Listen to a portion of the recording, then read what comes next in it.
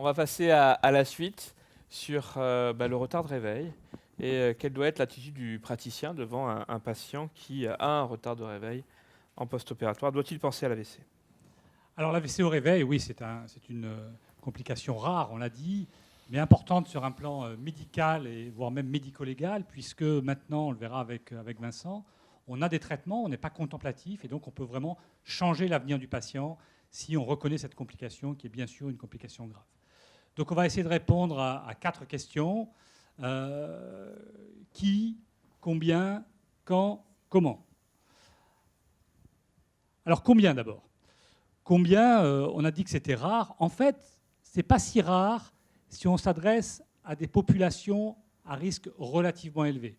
Bien sûr, personne ne pense à l'AVC du sujet de 30 ans qui va se faire opérer des dents de sagesse ou d'une chirurgie orthopédique. Là, le risque, il est complètement négligeable. On l'a dit, il y a peut-être quelques exceptions dans la chirurgie de l'épaule et on comprend bien le mécanisme. On en a parlé sur la pression artérielle.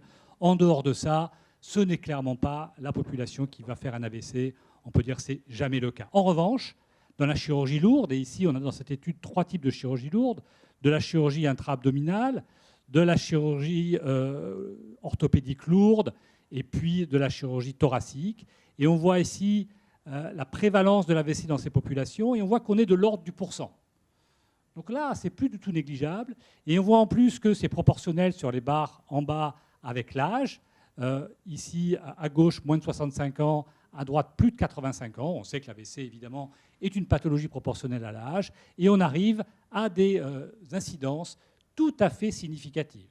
Donc la chirurgie lourde du sujet âgé, on est quand même dans quelque chose qui devient une morbidité absolument non négligeable. Et on sait que la fréquence de ce type de chirurgie va augmenter avec le vieillissement de la population.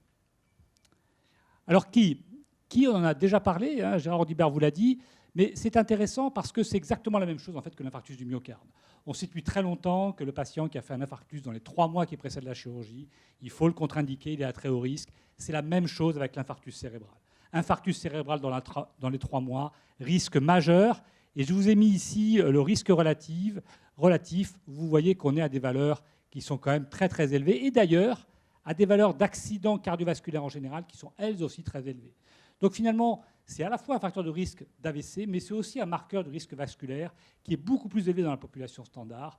Donc on vous l'a dit, si on peut attendre au minimum 3 mois, et effectivement le 0, ça revient, enfin le 1, le retour à l'équilibre revient à peu près autour de 9 mois, eh bien il faut évidemment retarder cette chirurgie, ce qui bien sûr n'est pas toujours possible.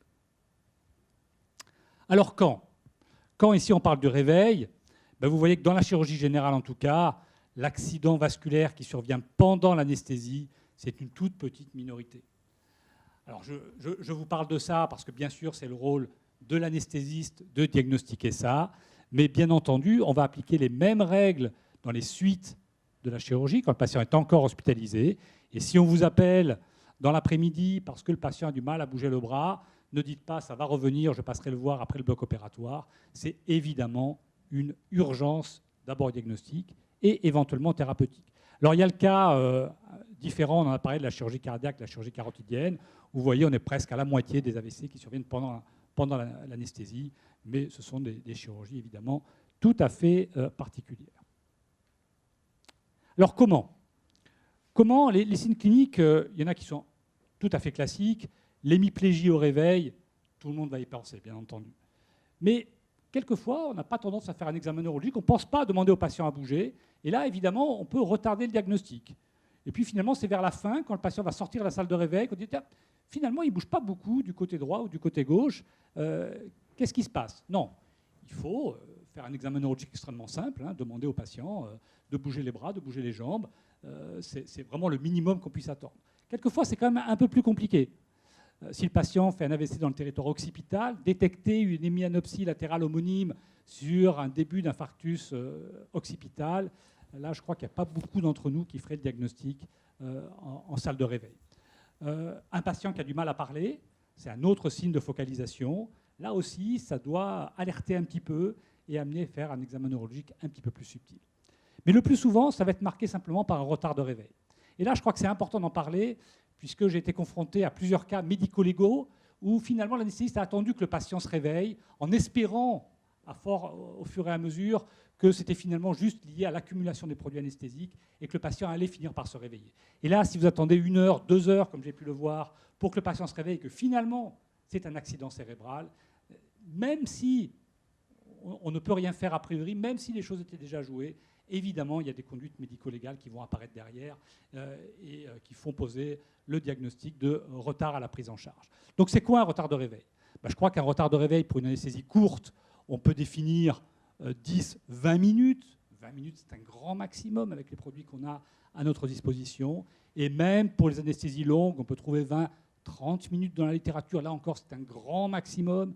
Si vous avez fait des produits à demi-vie courte, au-delà de 20 à 30 minutes, il faut se poser la question et il faut aller probablement à une imagerie cérébrale après avoir fait un examen neurologique un peu plus soigneux pour dépister ces retards de réveil liés à une atteinte cérébrale.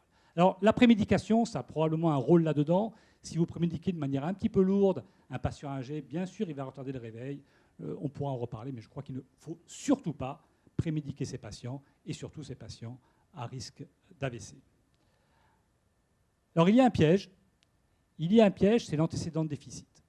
Il a bien été montré, je vous ai mis ici les 3 études principales, que quand vous donnez même de faibles doses d'hypnotique à un patient qui a un antécédent de déficit qui avait bien récupéré, vous pouvez faire réapparaître ce déficit.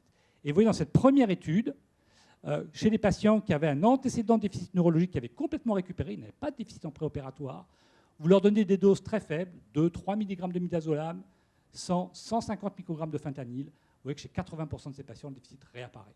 Et donc, si vous avez une anesthésie trop lourde, eh bien, au réveil, vous voyez réapparaître un déficit qui vous inquiète. Et en fait, c'est simplement que les patients n'arrivent plus à compenser, si on peut dire, la récupération de leur déficit parce qu'on a induit une somnolence et une altération des capacités du système nerveux central. Voilà, donc finalement, conclusion, combien finalement, on est proche du pourcent en chirurgie majeure qui, les patients avec un antécédent d'AVC, quand en post-opératoire, mais pas forcément au réveil, comment le déficit focal, bien sûr, mais aussi le retard de réveil. Et le piège, c'est les patients qui ont déjà fait un déficit neurologique, quelle qu'en soit l'origine d'ailleurs. Nicolas, moi j'ai déjà une petite question, c'est est-ce que, en termes de technique d'anesthésie, sur les sujets à risque que nous a évoqué Gérard, il y a une technique meilleure qu'une autre? Est-ce que je vais privilégier la Evoque ou les halogénés chez ces patients-là?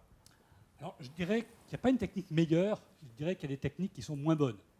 Alors, c'est une nuance, mais on pense toujours que le patient à risque cérébral, c'est un raccourci qui est totalement faux, qu'il faut s'enlever de l'esprit. L'Evoque, l'anesthésie intraveineuse, c'est mieux que l'anesthésie inhalatoire. En l'occurrence, dans ce sujet très précis, je pense que ce serait une erreur, parce qu'avec le propofol à débit continu, on a tous eu des retards de réveil. Et là, c'est compliqué. Un sujet âgé qui a une Evoque, qui ne se réveille pas au bout de 30 minutes, on peut tout à fait être dans l'accumulation. Donc chez ce sujet à risque, moi je privilégierais l'anesthésie qui s'élimine rapidement. Et l'anesthésie qui s'élimine rapidement, ce n'est pas très compliqué, c'est sévoflurane ou desflurane, pour justement avoir un examen neurologique fiable au réveil. D'accord. Et si je me retrouve devant le retard de réveil, je fais quoi? Tu ne l'as pas abordé. C'est quoi l'étape d'après? Alors oui, c'est là que ça devient compliqué. On a un retard de réveil au bout de 20 minutes, 30 minutes maximum, le patient ne se réveille pas. D'abord, on peut faire un examen neurologique, voir si la force motrice elle est équivalente des deux côtés, c'est quand on pince le malade, il bouge. Et puis après, je crois que ça ne coûte pas cher quand même de faire un scanner vis-à-vis du risque d'atteinte cérébrale. Eh bien, il faut aller à l'imagerie, bien entendu, scanner non injecté et injecté pour dépister, soit un accident d'ailleurs éventuellement hypoxique, à une anoxie cérébrale, où on peut avoir des signes relativement précoces, soit surtout une occlusion vasculaire qui va amener à un traitement étiologique. Parce que là, j'ai la question, si on est dans un hôpital qui n'a pas d'IRM, est-ce qu'on est obligé d'avoir une IRM ou un scanner, dans la majorité des cas, peut suffire? Non, dans la majorité des cas, même presque la totalité, un scanner peut et doit suffire. Même dans la dernière étude du New England qui s'intéresse au délai, ils ont passé les patients au scanner. Alors évidemment, l'IRM, c'est encore mieux, mais le scanner suffit tout à fait. Alors le problème, si on n'a pas de scanner, ça devient compliqué, et c'est là qu'il faut peut-être anticiper. Au bout de 30 minutes de retard de réveil, appeler éventuellement le SAMU, amener le patient dans un hôpital de référence. Et je crois que même si on fait les choses pour rien, dans ce cadre-là, il vaut mieux faire les choses pour rien et avoir pris les précautions, avoir fait la démarche diagnostique, plutôt qu'avoir fait un retard de prise en charge, et puis après avoir des conséquences qui peuvent être gravissimes pour le patient, mais aussi pour l'anesthésiste. Oui, moi je suis entièrement d'accord, évidemment. La littérature française est très pro-IRM, mais il faut bien imaginer que toute la littérature anglo-saxonne utilise principalement l'angioscanner pour faire le diagnostic et envisager soit une thrombolyse, soit une thrombectomie. Donc il ne faut pas du tout se retenir en se disant j'ai pas d'IRM, je ne peux pas avoir d'examen. C'est faux, hein. Après, en plus, pour les malades ventilés, quand ils sont en retard de réveil franc, le scanner est quand même beaucoup plus accessible. Et donc, on a quand même tous tendance à passer par le scanner avec une injection de produit de contraste, parce que le scanner seul nous permettra juste d'éliminer une hémorragie.